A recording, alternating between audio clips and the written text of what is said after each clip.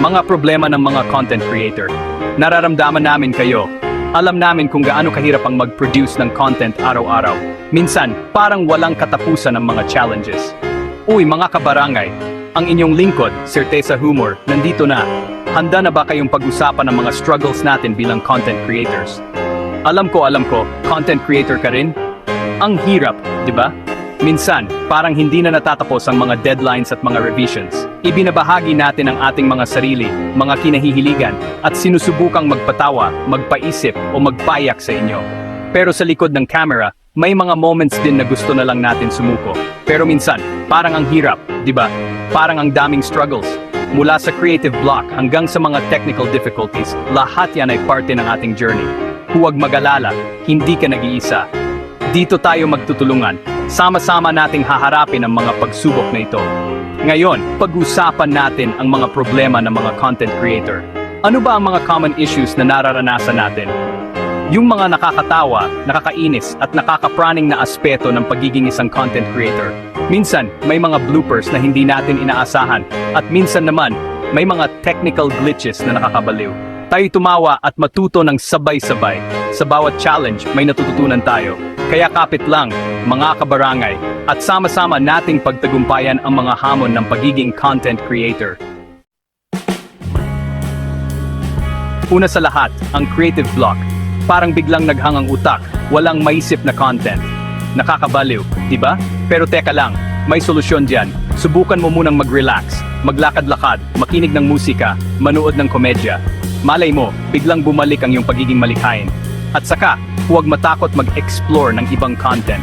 Manood ng ibang creators, magbasa ng mga artikulo o kaya magtanong sa mga kaibigan.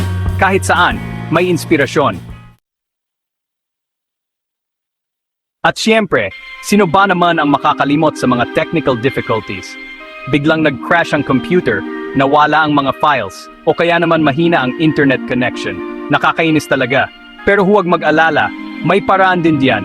Una sa lahat, siguraduhin updated lagi ang software at apps mo.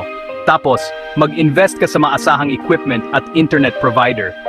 At kung talagang hindi mo na kaya, huwag mahihiyang humingi ng tulong sa mga techie mong kaibigan. Sila ang superhero natin pagdating sa ganito.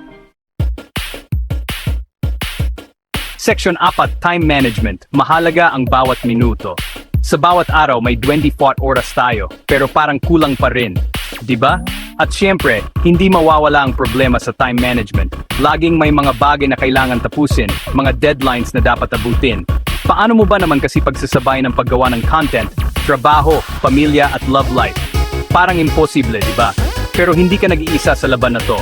Pero teka lang, may pag-asa pa. May mga paraan para mas maging epektibo sa paggamit ng oras. Ang sekreto diyan ay ang pagiging organisado. Ang pagkakaroon ng tamang sistema ay makatulong ng malaki. Gumawa ka ng schedule at mag-set ng mga deadlines. Isulat mo lahat ng kailangan mong gawin at i-prioritize ang mga ito. Huwag kalimutan mag-prioritize at mag-delegate ng mga tasks. Hindi mo kailangang gawin lahat ng mag-isa. At higit sa lahat, matuto kang magpahinga.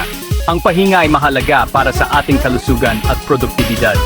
Hindi mo kailangang gawin lahat ng sabay-sabay. Ang multitasking ay hindi laging epektibo. Dahan-dahan lang at i-enjoy ang proseso. Sa tamang time management, mas magiging masaya at produktibo ka. Section 5, mga tips para sa mga baguhan at shoutouts. Sa mga baguhan diyan na gustong magumpisa ng kanilang content creation journey, ito lang ang masasabi ko, go for it. Huwag kayong magatubiling simulan ang inyong mga proyekto. Huwag kayong matakot sumubok at magkamali. Ang mga pagkakamali ay bahagi ng proseso ng pagkatto. Ang pinakamahalaga ay ang magsaya at maging totoo sa sarili. Tandaan, ang inyong uniqueness ang magpapatingkad sa inyo. Maglaan ng oras para magplano at mag-isip ng mga bagong ideya. Creativity is key. At syempre, huwag kalimutang i-follow si Certeza Humor sa Facebook. Maraming tips at tricks ang makikita ninyo doon. At i-subscribe si JRL Kigiti GF sa YouTube para sa mas marami pang nakakatuwang content. Maraming inspirasyon ang makukuha ninyo sa kanilang mga videos. Muli, ako si Certeza Humor, at hanggang sa muli. Babu, salamat sa inyong suporta at patuloy na panonood.